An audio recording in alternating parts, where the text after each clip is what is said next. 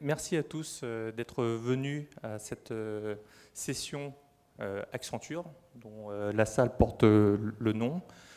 Je suis donc Riti Yong, donc je suis responsable de la partie mobile chez Accenture en France, Pays-Bas, Benelux, j'ai déjà dit Pays-Bas. Et donc Vincent Guigui, qui est le responsable de la tribe Virtual Reality chez Octo et qui est l'un de nos principaux partenaires technologiques. Donc merci déjà d'être venus après le déjeuner. Je pense que vous êtes tous en pleine digestion, donc essayez de rester concentrés 20 minutes. Merci. On va essayer de vous réveiller. Merci beaucoup pour cette introduction. Laissez-moi vous introduire un peu le sujet de la réalité virtuelle en parlant d'interface. On a commencé avec des interfaces textuelles. Un problème de micro. Ça a pas mal évolué en allant sur des interfaces graphiques, des menus, des icônes, des points. Des interfaces graphiques. Et après, on a eu même des interfaces tactiles. Très bien, on peut toucher les icônes. Maintenant, on a des interfaces même vocales. On a des interfaces gestuelles. On peut interagir avec des écrans interactifs par quelques gestes de la main. Mais on reste quand même bloqué à la taille de l'écran. Et depuis plusieurs années, on essaye de casser ce paradigme d'écran grâce à la réalité virtuelle ou la réalité augmentée. Et on peut dire qu'on est à l'année zéro. Il y a eu des prémices il y a quelques années, mais les analystes le confirment, c'est un marché en pleine explosion, et l'explosion commence maintenant. Pour 2025, c'est estimé à plusieurs dizaines de milliards de dollars de marché, avec évidemment la partie gaming, ludique et médias, mais aussi les parties plus industrielles avec la santé, les entreprises et l'immobilier. Au niveau des devices, il y a la VR sur mobile. Donc n'importe qui a un téléphone mobile peut profiter d'expériences VR. On a du hardware sur PC, sur console, et on a plein d'autres fabricants qui s'y mettent, ce qui prouve qu'il y a vraiment un appel du marché et une appétence. Je vais vous montrer une petite démo de quelque chose qui n'était pas envisageable il y a 2 ans. Se dire, j'ai un casque de réalité virtuelle et je manipule des objets juste par le geste. De manière tout à fait naturelle, je fais des gestes, j'attrape des objets, je les pousse, je les crée. Ben, c'est du matériel grand public. On peut acheter ça, on peut avoir ça à la maison. Ce n'était pas envisageable il y a quelques temps. Les cas d'usage sont assez variés sur la VR. Ça peut être de la manipulation, de la visualisation de données, ça peut être de la visite virtuelle, ça peut être du training. Imaginez juste le fait de pouvoir tester n'importe quel matériel, apprendre à utiliser du matériel, même qui est coûteux et sans peur de le casser, c'est possible grâce à la VR. Il y a une partie aussi création artistique qui peut être aussi faire effet de levier sur la VR. Maintenant, si on parle de réalité augmentée, bah là aussi, tout le monde a dans sa poche un terminal compatible avec la réalité augmentée. Un téléphone mobile, une tablette servent à la réalité augmentée. On a des choses aussi un peu plus technologiques avec des lunettes. On se rappelle de Google Glass il y a quelques temps, mais il y a d'autres fabricants qui sont dessus. On peut même avoir des casques de chantier augmentés ou des casques de pilotes aéronautiques ou d'autres véhicules qui sont augmentés. Et on a des casques un peu hybrides comme HoloLens qui permettent aussi de mixer le monde réel et les informations numériques et virtuelles. Un autre exemple, ici on a un moteur, une maquette de moteur, et je peux apprendre à le construire, apprendre à voir comment ça fonctionne. Et en réalité augmentée, je vois les instructions sur comment monter le device très facilement, et je peux confirmer, et j'aurai une analyse en temps réel sur comment monter mon device correctement. Donc c'est assez intéressant, assez immersif. Dans les cas d'usage de la AR, on a un côté très marketing, avoir un flyer qui va faire popper directement des modèles 3D des objets, c'est possible avec la AR. Pouvoir collaborer sur des maquettes avec la AR, c'est possible. Avoir des écrans interactifs sur lesquels on interagit. Et aussi une autre facette assez importante, c'est la partie industrielle, assistance industrielle, assistance à la maintenance augmentée. Et je laisse le micro à Riti qui va nous en parler. Merci Vincent pour ces trucs très très cool. Maintenant, on va aller sur les trucs un peu plus professionnels. Moins marrant. Ouais, un peu moins marrant, bien sûr. Donc, ce que je vais vous proposer pour le reste de cette présentation, ça sera plutôt sur la partie réalité augmentée dans les industries, avec notamment des cas d'usage sur l'industrie aéronautique et sur les usages qu'on pourrait avoir chez eux. Donc la réalité augmentée dans l'industrie, pour nous, n'a de sens que si elle fait partie d'un écosystème.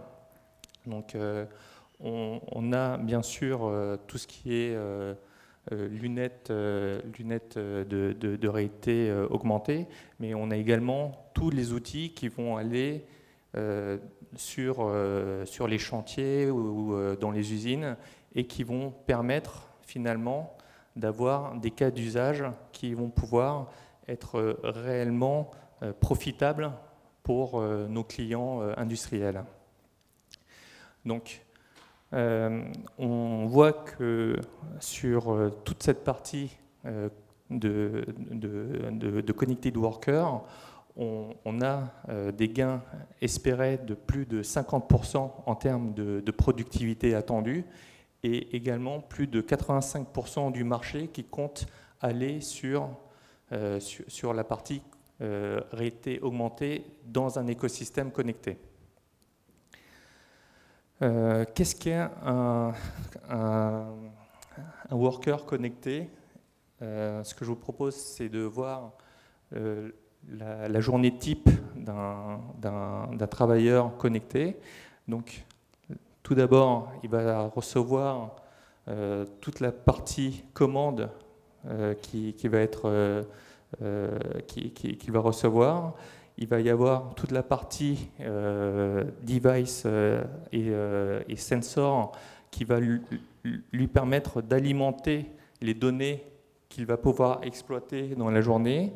Il va avoir par rapport à toutes les données qu'il a reçues de ces devices, toutes les procédures opérationnelles qu'il va pouvoir effectuer dans sa journée. Il va y avoir après toute la partie assistance sur les capacités digitales qui vont également le driver dans cette journée type et ce qui lui permettra finalement d'avoir fait le maximum d'actions et d'opérations dans le temps qui lui était imparti. Donc pour pouvoir illustrer ça, on a également toute la partie key factors qui sont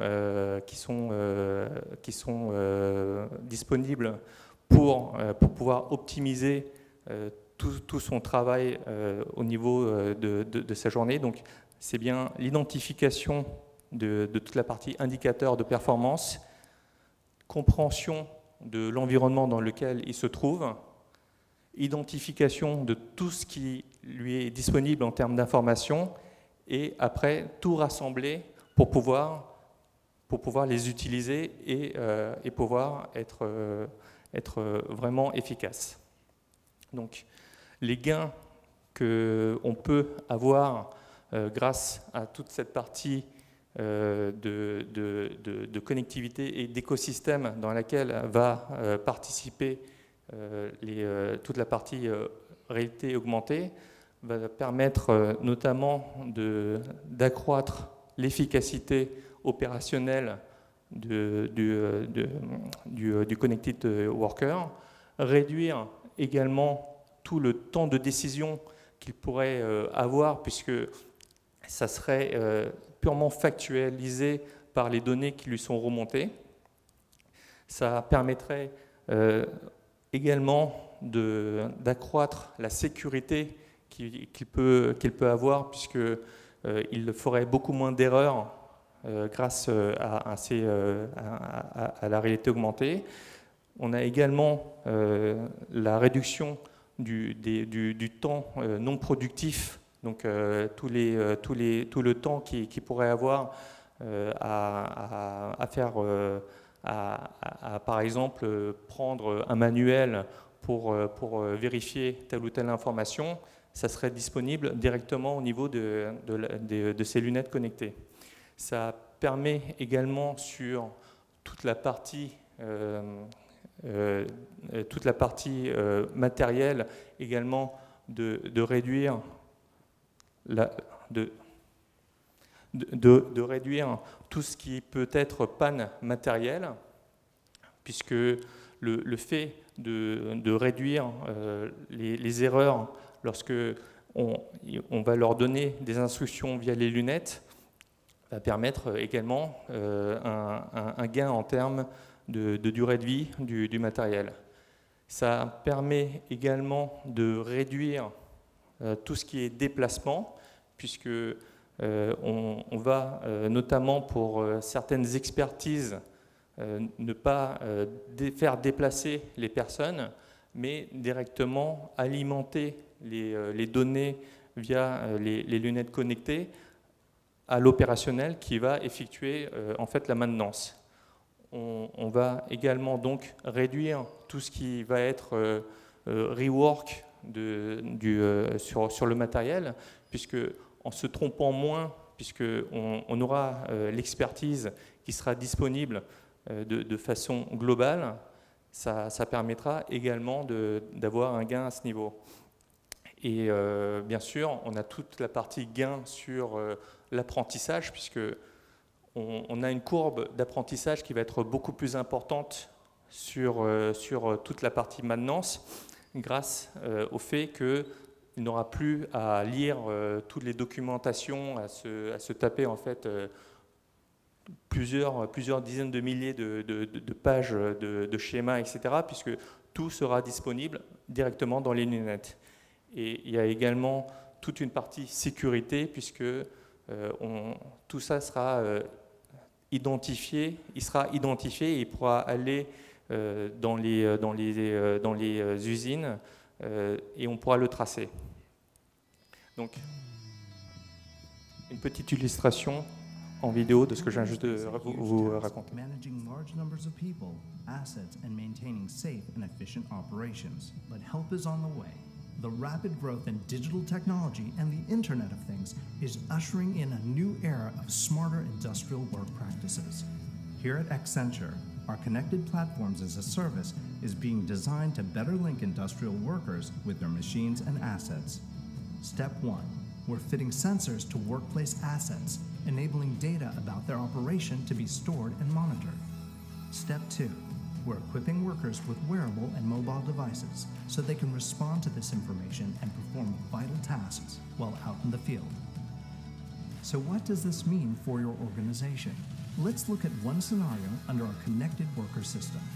Accenture's digital solutions can help field workers diagnose and repair faulty equipment in real time. The solutions also help monitor environmental conditions, such as heat and gas, and trigger alarms in the event of an emergency, such as the presence of toxic fumes. People counter devices offer the ability to identify the exact number of workers on site when dangers occur. The location of workers is known at all times. Emergency crews can follow orders conveyed to them on smart devices.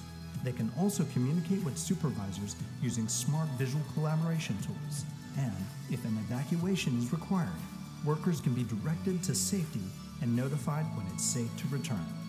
The workplace of the future is here, and Accenture's inviting you to experience it. So if you're keen to connect your workers, come talk to us. Discover how our connected industrial worker capabilities and platforms can help you.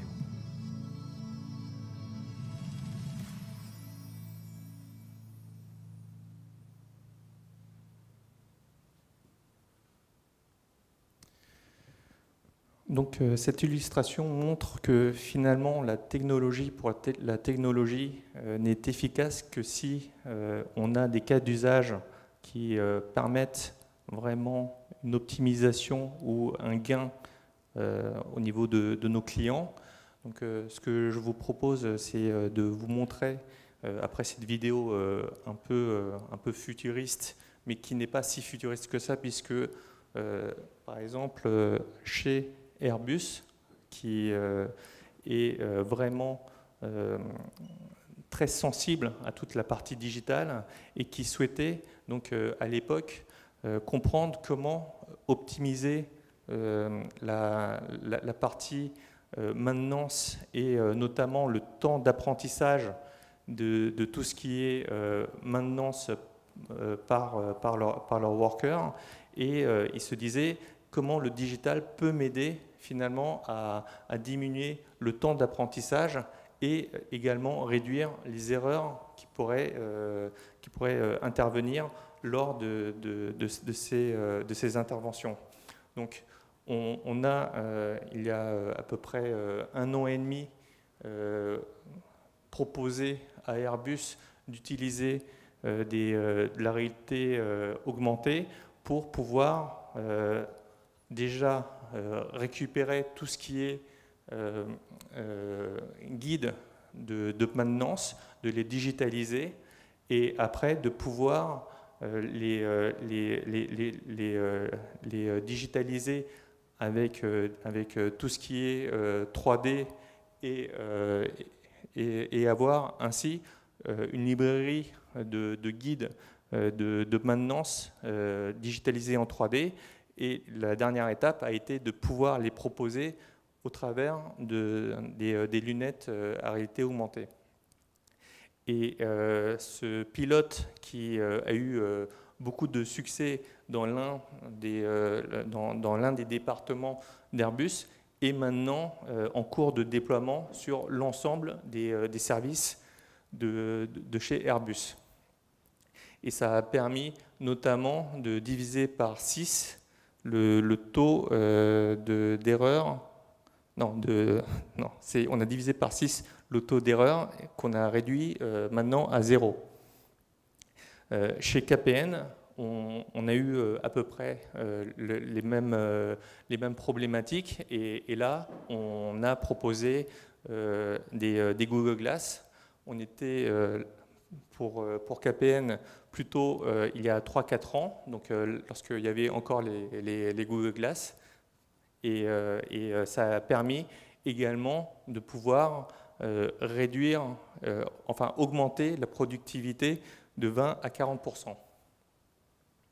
Donc une petite vidéo pour illustrer la partie chez Airbus.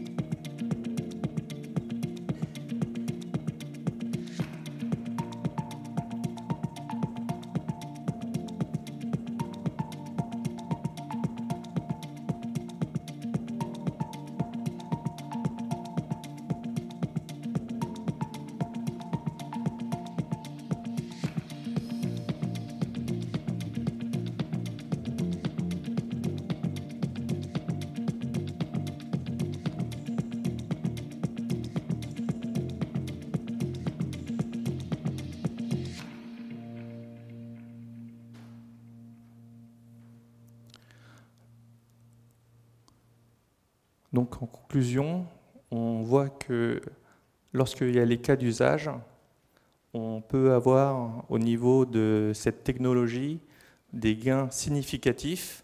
On voit aussi qu'il y a une très grande appétence de nos clients pour toute cette technologie et finalement, on se rend compte que tout ça, ce n'est pas pour demain, mais c'est maintenant. Merci beaucoup. Merci Vincent. Est-ce qu'il y a des questions? Vous avez 1 minute pour poser des questions.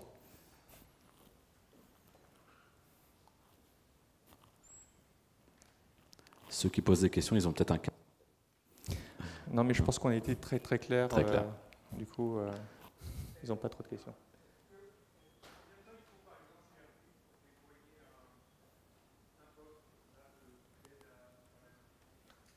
Alors, quand vous dites déployer, c'est...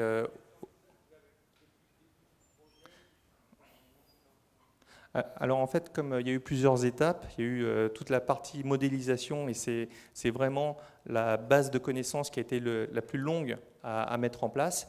Après, sur la partie purement interaction avec toute la partie plus mécanique, ça a pris moins de 2 mois pour pouvoir le faire.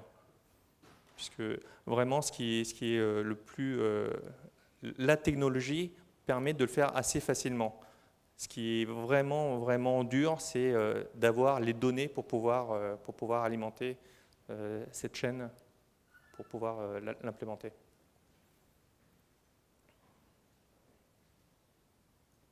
Bon. Merci à tous.